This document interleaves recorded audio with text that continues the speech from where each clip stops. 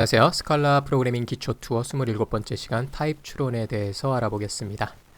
스칼라 공식 홈페이지에 있는 스칼라2 문서 중에 투어 오브 스칼라라는 거 하고 있고요. 오늘 여기 타입 추론에 대해서 알아볼 거예요. 스칼라 컴파일러가 종종 타입식의 어떤 식의 타입을 추측할 수 있습니다. 언제? 어떤 경우에 그럴 수 있고요. 그래서 우리가 코드할 때 일일이 명시적으로 declare 선언하진 않고도 쓸 수 있습니다. 예를 들어서 여기 비즈니스 네임이라는 어떤 값을 value로 선언할 거고 거기에 타입을 아직 지정하지 않았어요. 그런데 첫 번째 바로 대입한 것이 이게 뭐라고 있는지 모르겠는데요. 몽드렉스 재즈 카페 이걸 선언을 하면 어차피 대입되는 값이 쌍따옴표로 감싸진 스트링이기 때문에 비즈니스 네임의 타입이 스트링이라고 컴파일러가 감지를 할 수 있습니다. 메소드를 사용할 때도 비슷하게 쓸 수 있는데요. 여기 square of라는 메소드가 있고 파라미터로 int를 받았어요. int를 받고 반환하는 타입이 여기 명시적으로 선언되지 않았습니다만 이 메소드의 결과식이 x 곱하기 x고 x는 파라미터에 선언된 부분에 의해서 int라고 정의가 되어 있습니다. 그래서 int를 곱한 결과는 결과적으로 다시 int가 되기 때문에 여기 콜론 int한 것과 동일해요. 그래서 결과적으로는 컴파일러가 이 리턴 타입을 자동으로 판단하기 때문에 우리가 명시적으로 콜론 int를 지정하지 않아도 된다. 이런 얘기가 되겠습니다. 재기적 메소드에 대해서는 때로 이 재기적 평가식의 메소드의 결과 타입을 판단할 수 없는 상황이 있을 수도 있기 때문에 이런 경우에는 명시적으로 지정을 해줘야 된다라는 얘기가 나와 있는데요. 보시면은 여기 factorial, fact라는 메소드가 있고 int를 받았어요. 근데 return 타입은 아직 명시하지 않았죠. 그래서 결과식으로 판단하면 좋을 텐데 문제는 n이 0인 경우에 1이라는 int는 잘 나왔습니다만 else식에서 int 곱하기 다시 자기 자신을 불렀어요. 자기 자신의 타입이 아직 구체화되지 않았기 때문에 찾아보려고 보니까 아직 선언하지 않았어. 그런데 난 다시 나의 결과식을 보고 타입을 평가해야 돼. 그래서 아마 이제 꼬리에 꼬리를 물고 판단할 수 없는 상황이 된 것 같아요. 그래서 뭐 논리적으로는 사실 여기 if식의 결과가 결국은 두 타입이 같아야 되기 때문에 여기 1이라는 게 선언되어 있어서 여기도 인트로 해주면 좋을 텐데 거기까지는 자동으로 하진 않는 것 같아요. 그래서 이 경우에는 리턴 타입을 명시해라 이런 얘기가 되겠습니다. 또 지난 시간에 했던 polymorphic 메소드, 그래서 다형 메소드로 호출할 때나 generic 클래스를 초기화할 때, instantiate 할 때는 파라미터의 타입을 보고 구체적으로 판단할 수 있기 때문에 내가 그거를 일일이 선언해야 될 필요는 없는 겁니다. 이미 지금 뭐 polymorphic 메소드 할 때나 generic 클래스 할 때 이런 식으로 썼던 거를 기억하고 계실 것 같아요. 스칼라 컴파일러가 그런 타입이 생략된 것들을 문맥에 따라서 맞게 반영해 준다 이런 얘기입니다. 예제도 나와 있고요. 좀 이따가 예제 한번 쳐보면서 다시 하도록 할게요. 그래서 컴파일러가 A와 B가 뭔지 여기 타입 파라미터로 들어온 A와 B가 뭔지는 파라미터로 주어진 X와 Y에 따라서 이 값에 따라서 이 값의 타입에 따라서 자동으로 추론해서 반영을 해준다 이런 얘기가 됩니다.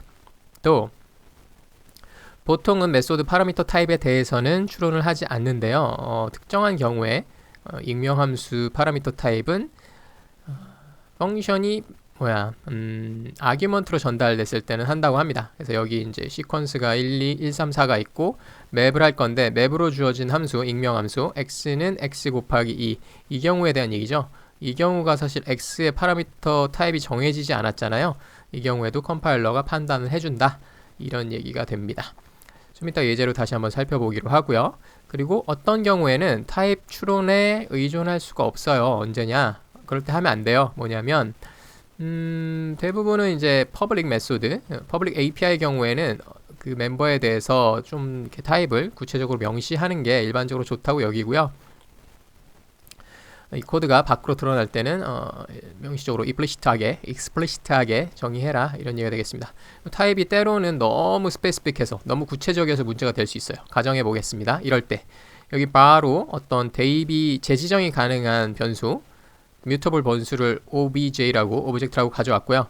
여기에 null이라고 대입을 해버리면 obj의 타입이 타입 추론에 의해서 null, 대문자 null로 판단이 돼버립니다. 이런 경우에는 사실 null은 어떤 타입의 스칼라에서 어떤 타입의 값에도 오브젝트에도 대응을 할 수 있는데도 불구하고 아직 뭔지 판단을 안 한 상태에서 컴파일러에게 맡겼더니 null이라는 타입으로 인식을 해버린 거예요. 그래서 null에 대해서는 다른 값이 들어갈 수 없기 때문에 이럴 경우에는 obj에 대해서 new anyRefer라는 어떤 오브젝트 새로운 anyReference를 넣을 수 없게 됩니다. 뭐 사실 근데 이런 식으로 쓰진 않기 때문에 크게 문제되진 않습니다만 그래도 이런 경우도 있으니까 타입이 너무 구체적으로 되지 않게 주의하십시오.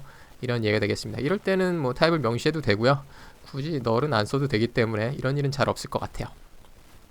어쨌건 이런 경우도 있다. 참고하고 진행하면 좋을 것 같습니다. 인텔리제이에서 다시 한번 좀 살펴보죠. 그래서 아까 처음 나왔던 게 어떤 비즈니스 네임이라는 밸류를 선언을 하는데 스트링 값이 주어졌기 때문에 여기에는 사실 컴파일러가 타입 추론을 하면서 이게 스트링이야 라고 자동으로 판단을 해주는 게 되겠고요. 여기 square of도 마찬가지로 여기 x int를 주어졌는데 x 곱하기 x가 이 메소드의 결과식이기 때문에 여기에 맞게 자동으로 int로 판단해 줍니다. 여기 지금 인텔리제이가 아예 생략된 타입을 자동으로 보여줬어요. 근데 이제 사람이 내가 코드로 지정한다 그러면 이런 식이 되겠죠. 그리고 팩토리얼 경우에는 아까 안 된다고 말씀드렸는데 여기 이제 빨간색으로 아직 추론할 수 없어 이렇게 되어 있고요. 에러 메시지 한번 볼까요? 여기 메소드 fact에 대한 결과 타입이 필요합니다. 이런 형태가 되었고 이 경우에는 이제 int라고 구체적으로 주어야만 컴파일이 된다. 아까까진 컴파일 안 되는 빨간색이었고요. 지금은 이제 int로 줬으니까 컴파일이 되는 형태가 되겠죠. 지금 한 3개 살펴봤는데 이대로 한번 실행을 해볼게요.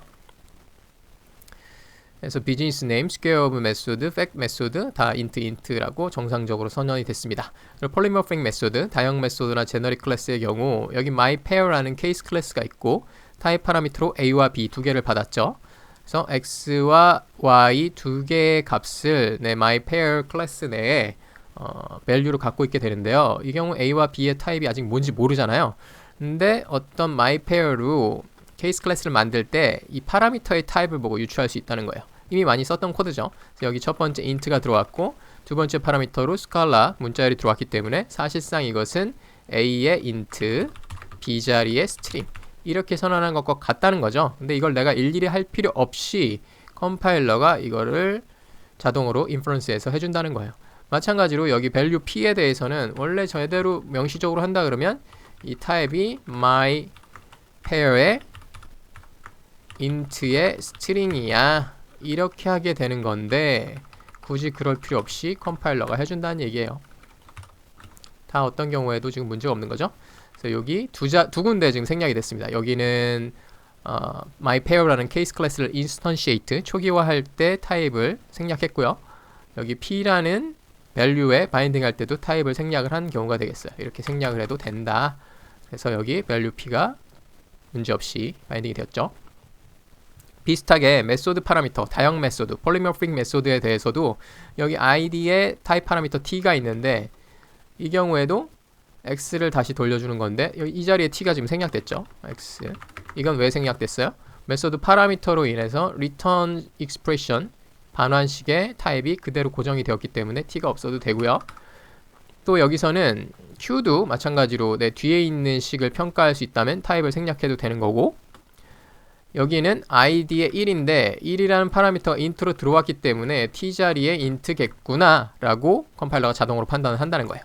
네, 문제없이 다 이런 식으로 몇 가지 다양한 경우에 대해서 타입 추론을 컴파일러가 해주니까 내가 뭐 필요에 따라 생략할 수 있다. 이게 타입을 구체적으로 지정하지 않으니까 이게 쓰는 입장에서는 마치 동적 타입 언어처럼 편리하게 쓸 수 있어요. 하지만 내부적으로는 타입이 구체적으로 있기 때문에 내가 잘못된 값을 넘기면 컴파일러가 에러를 확실하게 찍어주겠죠. 그래서 좀 편해지는 것 같아요. 그래서 타입 추론 기능이 막강하면 개발하기가 편하고요.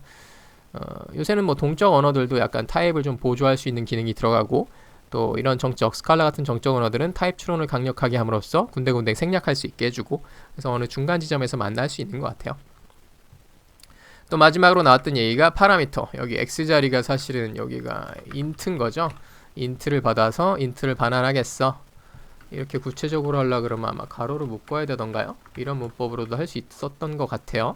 그런데 어차피 지금 시퀀스 1, 3, 4가 결과적으로는 시크의 int고 여기에 맵이라는 걸 하게 되면 f를 파라미터로 봤는데 int를 무언가로 반환하는 식으로 받을 수 있어요. 왜냐하면 여기 맵 메소드의 시그네처가 아마 f는 a에서 b 인데 a는 지금 int로 이미 추론이 돼버린 거고요. b가 뭐가 될지는 여기서 지금 판단할 수 있는데 x가 int가 들어왔기 때문에 x 곱하기 2도 int죠. 그래서 a와 b 둘 다가 int로 돼버린 거예요. 그래서 이런 경우에도 이미 구체적으로 확립할 수 있는 경우에 컴파일러가 추론할 수 있는 경우에 이 구체적인 타입을 생략해도 된다. 이런 상황이 되겠습니다.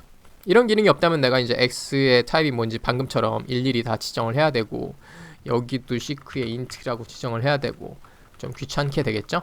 근데 여기 컴파일러가 타입 추론 기능을 막강하게 지원해 줌으로 인해서 우리가 좀 편하게 개발을 할 수 있습니다.